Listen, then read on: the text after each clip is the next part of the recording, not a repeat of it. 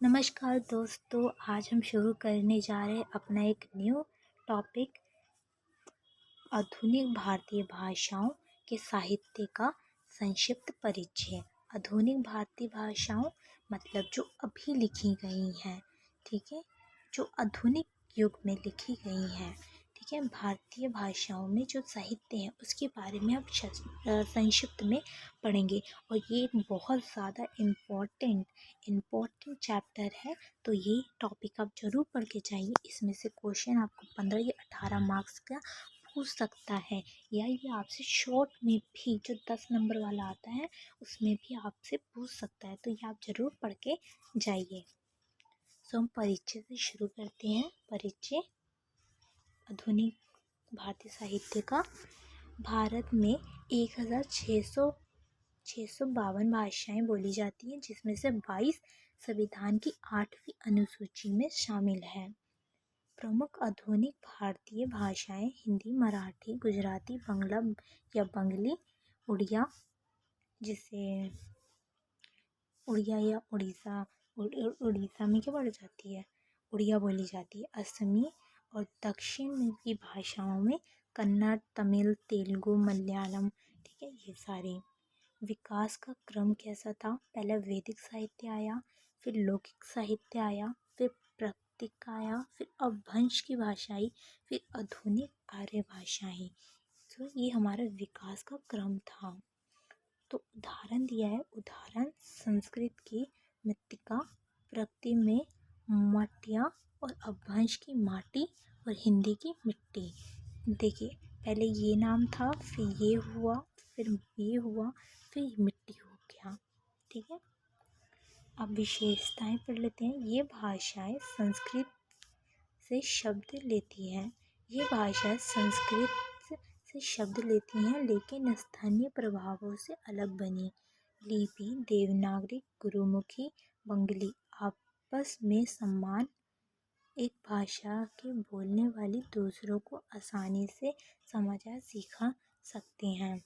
मतलब ये बोलना चाह रहे हैं कि इसमें विशेषता क्या है कि जो देवनागरिक है और गुरुमुखी या बंगाली है, ये कुछ सिमिलरिटी एक जैसी है, कुछ इसमें एक समान सा शब्द मेल रखता है, जिसको इसको पढ़ना या सीखना आसान हो जाता है।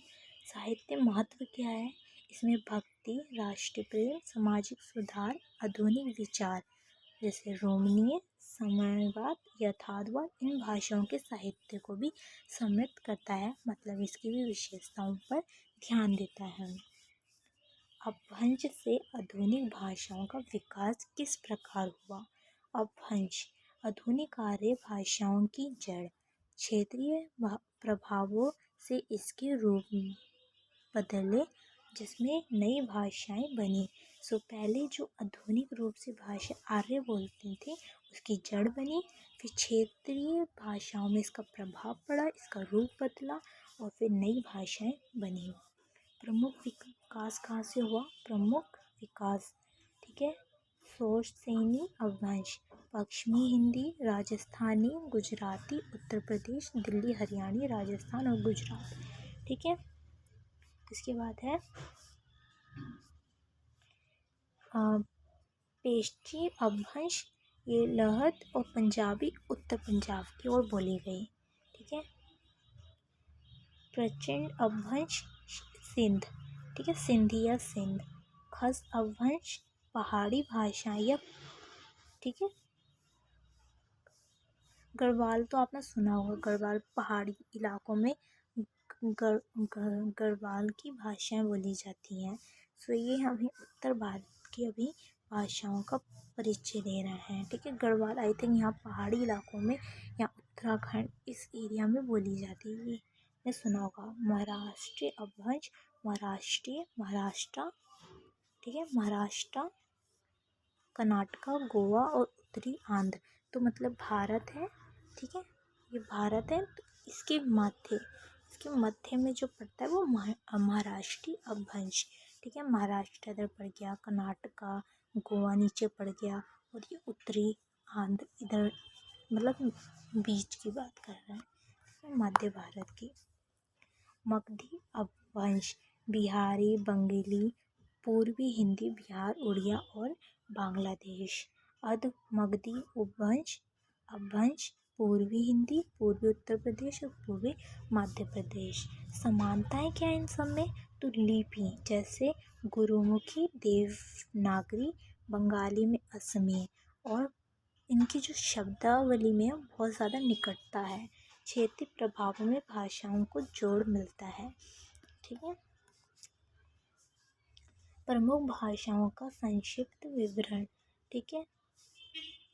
असमिया साहित्य का परिचय। उत्पत्ति हुई थी इसकी मगधी अपभ्रंश से। क्षेत्र और बोलने वाले असम। ठीक है। ब्रह्मपुत्र घाटी के 6 जिले, पहाड़ी क्षेत्र। ठीक है। अगर आपको ये पेपर में याद रहता है तो आप ज़रूर लिखिए, वरना आप ये सीधा लिख दीजिए 0.01% भारत में असम की राजभाषा है। ठीक है। इसकी लिपि ज़रूर याद कर लीजिए। लिपि है देवनागरी का रूप और बंगाली में विसित। जो असमी भाषा है वो कहा जाता है कि वो बंगाल की उत्पत्ति के साथ ही हुई, और उसकी जो भाषा है उसमें हिंदी की समानता कुछ आता है। ठीक है। सिमिलरिटी कुछ एक जैसी है, जैसे अंतर ब र का चिन्ह है। ठीक है। व र का चिन्ह है। इसके बाद काल विभाजन देख लेते हैं। ठीक है। ये थोड़ा याद करना मुश्किल होगा, तो पर आप याद जरूर कर लीजिएगा। इसके बाद है पाग वैशव काल, 13वीं सदी से पहले समय 13वीं सदी तक। और प्रमुख विषय वस्तु थी प्रारंभिक भक्ति, लोक काव्य और बौद्ध प्रभाव। विशेषताएं, हेम सरस्वती जैसे कवियों ने जन भाषा में रचनाएं की, भाषा का आधार तैयार हुआ। प्रमुख रचनाकार कौन थे? हेम सरस्वती और माधव कंदल। इसके बाद वैशव काल आता है 15 से 16वीं सदी का। 15 से 16वीं सदी का समय, 15 से 16वीं सदी। प्रमुख विषय वस्तु थी कृष्ण राधा भक्ति पर कीर्तन और धार्मिक उत्सव। विशेषताएं थी शंकरदेव ने वैष्णव भक्ति को लोकप्रिय बनाया, साहित्य को संस्कृति गहराई मिली। प्रमुख रचनाकार शंकरदेव और माधव देव। ठीक है।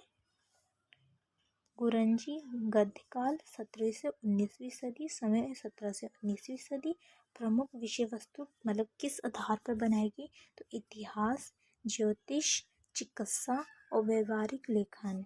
ठीक है। विशेषताएं थी भट्टदेव ने गद्य को प्रोंट बनाया। ठीक है। असमी साहित्य में गद्य का जल्दी विकास। प्रमुख रचनाकार थे भट्टदेव, आनंदराम फुकन।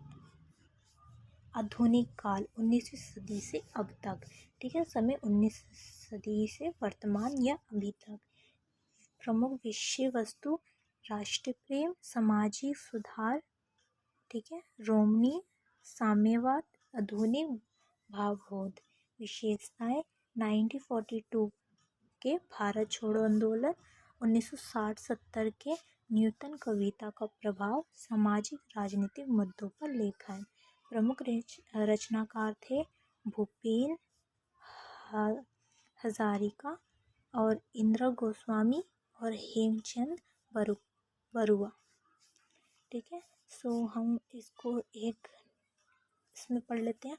अगर आप पेपर में ऐसा डायग्राम बना के आते हैं तो बहुत ज़्यादा अच्छा इम्पैक्ट पड़ेगा। एग्ज़ाम चेक करेगा। सही बता रही हूँ, बहुत ज़्यादा अच्छा इम्पैक्ट पड़ेगा। तो रचनाकार और इनकी रचनाएं ज़रूर याद कर लीजिएगा, ये बहुत ज़्यादा इम्पोर्टेंट है। तो हेम सरस्वती। ठीक है। इनकी जो प्रमुख रचनाएं थी, अगर आप 3 नहीं याद कर सकते तो 2 जरूर याद करके जाइए। प्रहलाद चरित, हार गौरी संबंध और काव्य संग्रह। शंकर देव की थी वैश्य काव्य, कीर्तन संग्रह और भगवत कथा। ठीक है। भूपेन हजरिका की थी लोकगीत, असमिया गायन और सामाजिक गीत। ठीक है। विशेषताएं पढ़ लेते हैं हम। विशेषताएं असमिया साहित्य में गद्य की प्रारंभिक समृद्धि और भक्ति राष्ट्र प्रेम का मिश्रण उल्लेखनीय है।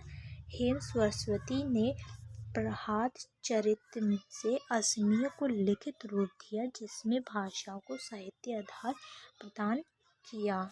शंकरदेव ने वैष्णव भक्ति को जन जन तक पहुँचाया। कीर्तनों और काव्यों से संस्कृति पहचान बनाई।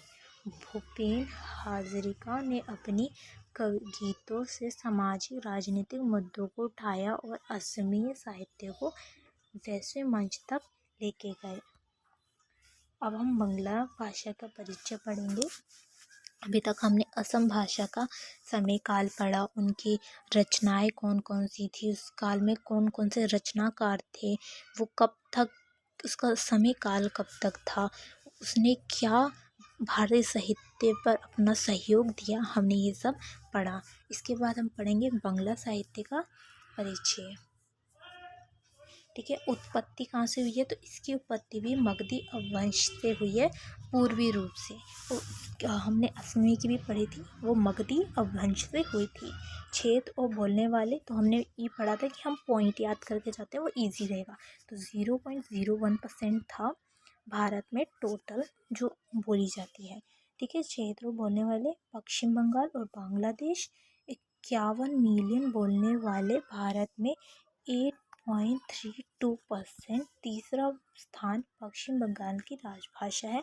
सो हम ये कह सकते हैं कि भारत के तीसरे स्थान में सबसे ज़्यादा बोलने वाली भाषा जो है वो बांग्ला है, जो कि 51 मिलियन लोगों द्वारा बोली जाती है। और ये पश्चिम बंगाल की राजभाषा भी है। लिपि, ठीक है, इसकी लिपि है प्राचीन नगरी कुटिल से विकसित हुई है। ठीक है, इसका काल विभाजन देख लेते हैं। काल विभाजन में है प्राचीन काल, ठीक है, 1950 से 1200 तक। ठीक है, ईसवी है, ठीक है, समय काल 550 से 1200 ईस्वी। प्रमुख विषय वस्तु बौद्ध रहस्यवाद, प्रारंभिक भक्ति और लोकगीत। विशेषताएं, ठीक है, 6 पदों में प्राचीनतम साहित्य। बौद्ध सहजिया प्रभाव ने भाषा को आध्यात्मिक आधार दिया। प्रमुख रचनाकार थे चंडीदास और जयदेव। इसके बाद मध्यकाल में है 1200 से 1800। ठीक है, ये तो हो गया समय काल। इसके बाद है प्रमुख विषय वस्तु वैष्णव भक्ति, रामकृष्ण कथाएं और मंगल काव्य। विशेषताएं, कृतिवासी और जयदेव ने पौराणिक कथाओं को लोकप्रिय बनाया। भक्ति रचनाओं साहित्य का आधार बनी। प्रमुख रचनाकार थे चंडीदास और कृतिवासी और जयदेव। इसके बाद आधुनिक काल, जो कि 1800 से लेकर अभी तक है, ठीक है, अभी तक है। और इसके प्रमुख विषय वस्तु है नवजागरण, राष्ट्र प्रेम, रोमानियन, साम्यवाद और गुण विचार। ठीक है, आई थिंक गुण नहीं होगा जी, नहीं, ठीक है। और विशेषताएं, राम मोहन राय ने समाज सुधार शुरू किया। बंकिम चंद्र ने राष्ट्र प्रेम को बढ़ाया। रविन्द्रनाथ टैगोर ने मानवतावाद को जोड़ा। 1940 के बाद वामपंथ और टी.एस. एलियट प्रभाव। ठीक है, प्रमुख रचनाकार हमें पता चल गए, राम मनमोहन राय, बंकिम चंद्र और रविन्द्रनाथ टैगोर। ये सभी जो आपने इन सभी के नाम ज़रूर सुने होंगे, क्योंकि ये एक बहुत ज़्यादा अच्छे राष्ट्रभक्त थे। आपको पता है कि इनकी मृत्यु कैसे हुई थी? जो इनको डंडा लग गया था सर पर, जिसकी वजह से उसी टाइम इनकी मृत्यु हो गई थी।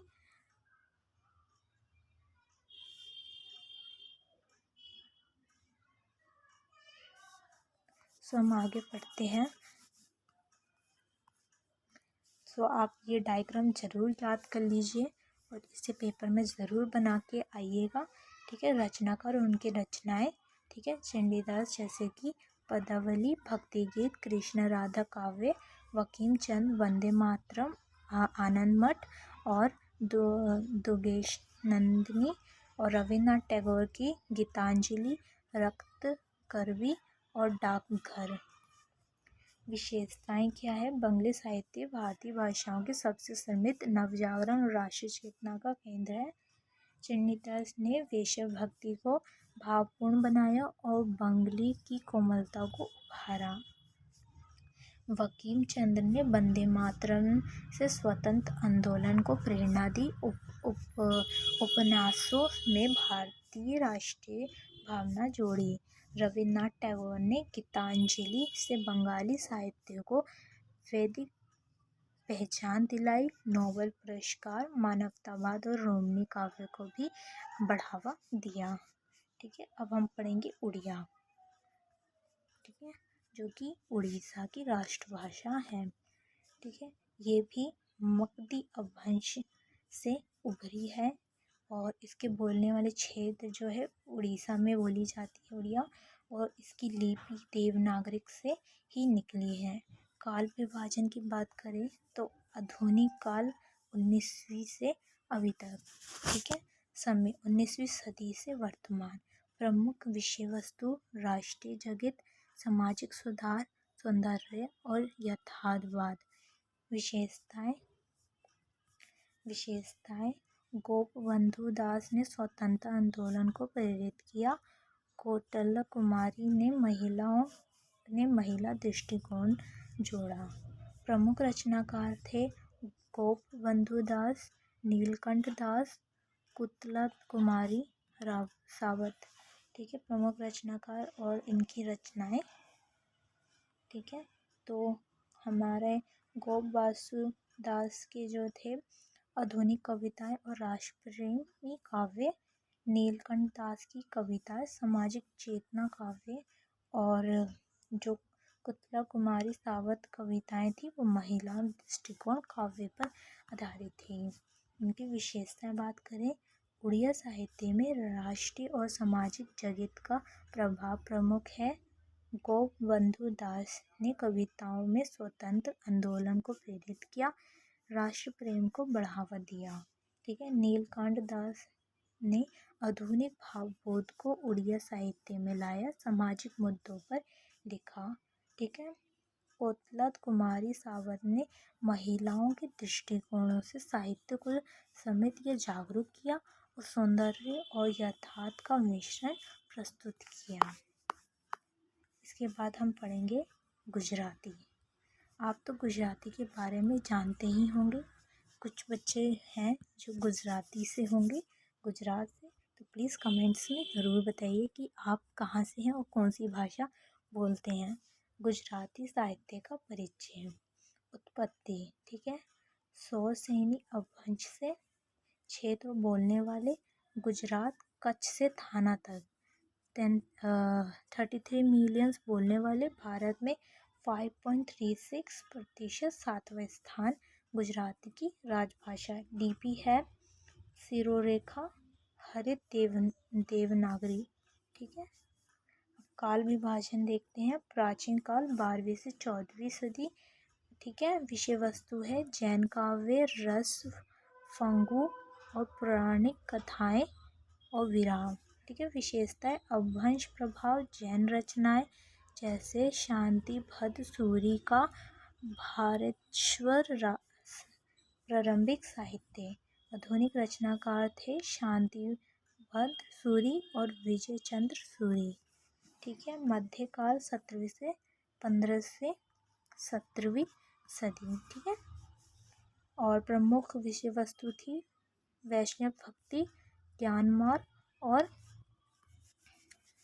छाप्य। ठीक है, विशेषता है नरसिंह मेहता और प्रेम नंदा ने लोक भाषा में भक्ति काव्य लिखा, साहित्य को जनप्रिय बनाया। प्रमुख रचनाकार नरसिंह मेहता और प्रेम नंदा अखा। आधुनिक काल 19वीं सदी से अब तक, समय 19वीं सदी से वर्तमान। प्रमुख विषय वस्तु नवजागरण, राष्ट्रप्रेम, सत्य, नैतिकता, प्रगतिवाद, यथार्थवाद। विशेषता नर्मदा के नवजागरण शुरू किया, गांधी का प्रभाव, ठीक है। और 1940 के बाद प्रगतिवाद और नवीन कविताएं। प्रमुख रचनाकार थे नवीन, मोहनदास गांधी और कन्हैया लाल मुंशी, ठीक है, रचनाकार और इनकी रचनाएं, ठीक है। और इसके बाद हम विशेषताएं पढ़ते हैं। गुजराती साहित्य में जैन और वैष्णव भक्ति का गहन प्रभाव था, साथ ही राष्ट्रीय चेतना का योगदान, ठीक है। नरसिंह मेहता वैष्णव जनतों जैसे पदों से भक्ति के जनप्रिय बने और जैन वैष्णव मिश्रण को बढ़ावा दिया, ठीक है। मोहनदास गांधी ने सत्य और नैतिकता पर लेखन से स्वतंत्र आंदोलन को दिशा दी, ठीक है। कन्हैया लाल मुंशी ने ऐतिहासिक उपन्यासों से गुजराती साहित्य और राष्ट्रीय भावनाओं को उभारा। अब हम पढ़ेंगे मराठी, ठीक है। मराठी की उत्पत्ति जो हुई है महाराष्ट्र के महाराष्ट्रीय अपभ्रंश से हुई है, ठीक है। और बोलने वाले कौन है और कहाँ बोली जाती है, तो महाराष्ट्र, ठीक है। सतपुंड से कृष्णा गोवा तक, ठीक है। 49 मिलियन बोलने वाले, भारत में 8.02, और भारत का जो इसका स्थान है वो चौथा स्थान है। चौथा स्थान में सबसे अधिक भाषा बोली जाती है, महाराष्ट्र की राजभाषा है। इसकी लिपि देवनागरी है। काल विभाजन लेते हैं हम, तो यादव काल 189 से 1320, ठीक है, ईस्वी। प्रमुख विषय वस्तु दर्शन, ज्ञान और अहिंसा। विशेषता मुकुलराज जैसे आदि कवियों ने दार्शनिक काव्य लिखा, वैदिक परंपराओं का विरोध, ठीक है। प्रमुख रचनाकार मुकुलदास और कंदधार। बहमनी काल, ठीक है, समय ये है। इसके बाद विषय वस्तु है वरकारी भक्ति, रूढ़ि विरोध और मानवता। विशेषता ज्ञानेश्वर नामदेव ने गीत और अभावों से साहित्य को समृद्ध किया। प्रमुख रचनाकार हमें पढ़ा है कि ज्ञानेश्वर, नामदेव और एकनाथ। मराठा काल है 1600 से 1700 ईस्वी, ठीक है। विषय वस्तु थी संत भक्ति, समाज सुधार और वैराग्य। विशेषताएं क्या थी, तुकाराम और रामदास ने अभंग और ओवी काव्य से भक्ति को चरम पर ले गए, और इसके प्रमुख रचनाकार थे तुकाराम, रामदास और मुक्तेश्वर, ठीक है। अब आएगा पेशवा काल, ठीक है, समय 1700 से 1850 तक। प्रमुख विषय वस्तु थी पौराणिक कथाएं, ओवी काव्य। विशेषताएं थी मोरोपंत ने रामकृष्ण कथाओं को लोकप्रिय बनाया, और प्रमुख रचनाकार थे मोरोपंत, ठीक है, मोरोपंत। ब्रिटिश काल, क्योंकि ब्रिटिश काल भी एक महत्वपूर्ण काल था, ठीक है। इसके बाद इसकी प्रमुख विषय वस्तु कौन कौन सी है, नवजागरण, राष्ट्रप्रेम और रोमियो। देखो यहाँ पे 1850 से 1947 दिया है, मतलब भारत की आज़ादी तक का समय, ठीक है। इसके बीच में आपको नवजागरण ही दिखेगा, राष्ट्रप्रेम और रोमियो जैसी विचारधाराओं का उदय हुआ, ठीक है। विशेषताएं तिलक और गोखले का प्रभाव, ठीक है। केश वस्तु ने रोमणीय कविताएं शुरू की। प्रमुख रचनाकार केश वस्तु और वीर सावरकर, ठीक है। आधुनिक काल मतलब 1947, भारत के आज़ाद होने के बाद से अब तक, ठीक है। तो इसके प्रमुख जो विषय वस्तु थी प्रयोगवाद, साम्यवाद, यथार्थवाद और मानवीय विखंडन, ठीक है। प्रमुख विशेषता इसमें थी तेंदुलकर के नाटक, ठीक है, और और मंदेकर के नव काव्य ने संस्कृत मुद्दों को उठाया। इसके प्रमुख रचनाकार भी पढ़ लेते हैं। ठीक है, प्रमुख रचनाकार पढ़ लेते हैं। ठीक है, और विजय तेलुकर और BC मंदेकर के रचनाकार और रचनाएं हमने देख ली। ठीक है, इसके बाद करते हैं विशेषताएं, पढ़ते हैं हम विशेषताएं। मराठी साहित्य में गद्य की प्रारंभिक पूर्णता और राष्ट्रीय मतलब भक्ति राष्ट्रीय जागृत उल्लेखनीय है। और ज्ञानेश्वर ने ज्ञानेश्वरी से कविता को जनभाषा में लाया। ठीक है, पसायदान ने मानवतावाद का संदेश दिया। ठीक है, तुकाराम ने संत भक्ति को चरम पर ले आए, मतलब उन्होंने जो संत भक्ति थी, ठीक है, उसको अपने चरण या इम्पोर्टेंस को बढ़ाया और अभावों से रूढ़ियों का विरोध और वैराग्य को बढ़ावा दिया। ठीक है, इसके बाद है विजय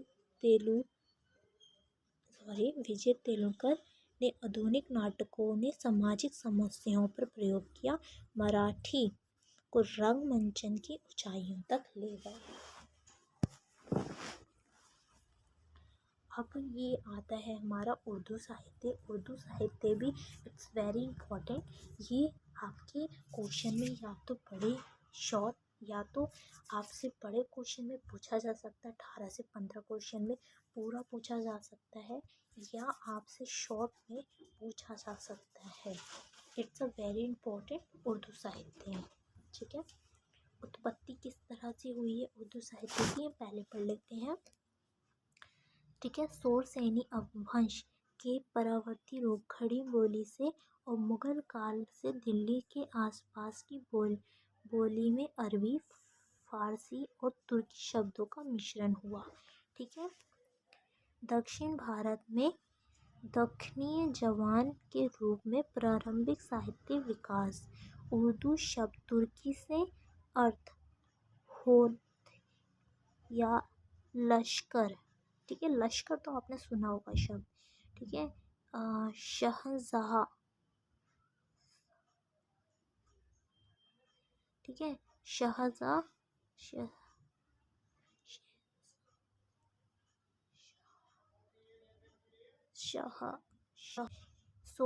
शाहजहां के शासनकाल तक ये आधुनिक दरबार की भाषा बनी। ठीक है, क्षेत्र बोलने वाले तो भारत के उत्तर प्रदेश, दिल्ली, बिहार, तेलंगाना, महाराष्ट्र और पाकिस्तान की ये राष्ट्रभाषा है। भारत में 5.66% मातृभाषा है और 5.34% गृह भाषा के रूप में है, मतलब 51 मिलियन बोलने वाले हैं। ठीक है, इसकी लिपि क्या है, लिपि इट्स वेरी इंपॉर्टेंट। ठीक है, फारसी अरबिक लिपि है जिसे कहते हैं नस्तालिक। भारत के कुछ स्थानों पर देवनागरी में लिखी जाती है। ठीक है, काल विभाजन देख लेते हैं, इसका काल विभाजन भी बहुत बड़ा है। ठीक है, तो दक्षिणी काल 1400 से 17वीं सदी तक। ठीक है, विषय वस्तु था सूफी भक्ति, प्रेम और पौराणिक कथाएं। विशेषता दक्कन, बीजापुर, गोलकुंडा के साहित्य विकास। ठीक है, मसनवी, कसीदा, गज़ल, मरसिया जैसी शैलियाँ। प्रमुख रचनाकार थे मोहम्मद कुली कुतुब शाह, वाज़िही और गवसी। ठीक है, बली और प्रारंभिक उर्दू काल 17 से 8वीं सदी तक। ठीक है, प्रमुख विषय वस्तु थे इसमें प्रेम, इश्क, मर्जी, सूफी दर्शन, स्थानीय रंग। ठीक है, इसके बाद इसकी विशेषता हो गई। विशेषता थी बली दक्खनी में उर्दू शायरी की नींव रखी। फारसी और ब्रज प्रभाव पड़ा। ठीक है, और काफिया और शायरी को दिशा मिली। प्रमुख रचनाकार थे बाली, दख्नी, हातिमा और मजहार। ठीक है, इसके बाद है सक्रांतिकाल। ठीक है, समय काल थे 1750 से 1850। प्रमुख विषय वस्तु थी प्रेम, सामाजिक चेतना और मानवतावाद। ठीक है, विशेषता थी सौदा, दर्द, मीरा की गज़ल, कसीदा, हौजों को समृद्ध किया, नज़ीर, अखबारवादी ने लोक जीवन को बढ़ावा दिया। प्रमुख रचनाकार थे मिर्जा सौदा, मीर तख्ती मीर और नज़ीर। ठीक है, अखबारवादी, ये सब मेन थे। आधुनिक काल 1850 से अब तक। ठीक है, और प्रमुख विषय वस्तु नवजागरण, राष्ट्रप्रेम, प्रगतिवाद, यथार्थवाद, सामाजिक राजनीतिक मुद्दे। ठीक है, इसकी विशेषताएं थी सर सर ठीक है, विशेषताएं थी सर सैयद अली इकबाल ने नवजागरण राष्ट्रवाद को बढ़ावा दिया। ठीक है, और गालिब फिराक फौज ने प्रगतिवाद और मानवतावाद से जोड़ा। प्रमुख रचनाकार जैसे हमने पढ़ा मिर्जा गालिब हो गए, इकबाल हो गए, फिराक, ठीक है, गोरखपुरी, फौज, अहमद फैज। ठीक है, ये सब हो गए। ठीक है, रचनाकार और रचनाएं, इनकी रचनाकार थे मोहम्मद कुली कुतुब शाह। ठीक है, मसनवी, कसीदा और गज़ल संग्रह। ठीक है, मिर्ज़ा गालिब दीवाने, गज़ल और गज़लें और पत्र।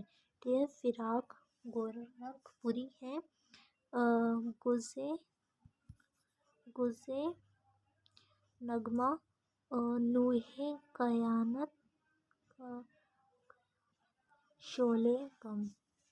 थोड़ा मुश्किल नाम है बट आप ज़रूर याद करके जाइए। विशेषताएं हैं उर्दू साहित्य भारत की साझा संस्कृत का प्रतीक, प्रेम, सूफी दर्शन से लेकर राष्ट्र प्रेम और प्रगतिवाद तक विस्तृत। मोहम्मद कुली कुतुब शाह दक्षिणी उर्दू के साहित्य आधार दिया, स्थानीय रंग में गज़लें रची। मिर्ज़ा गालिब ने गज़लों से प्रेम, दर्शन और मानवतावाद को नया आयाम दिया, उर्दू को वैश्विक संरचना दिलाई। फिराक गोरखपुरी ने स्वतंत्रता संग्राम और सामाजिक चेतना को कविताओं में उतारा और प्रगतिशील विचारों को बढ़ावा दिया। ठीक है, अब हम पढ़ेंगे पंजाबी साहित्य। ठीक है।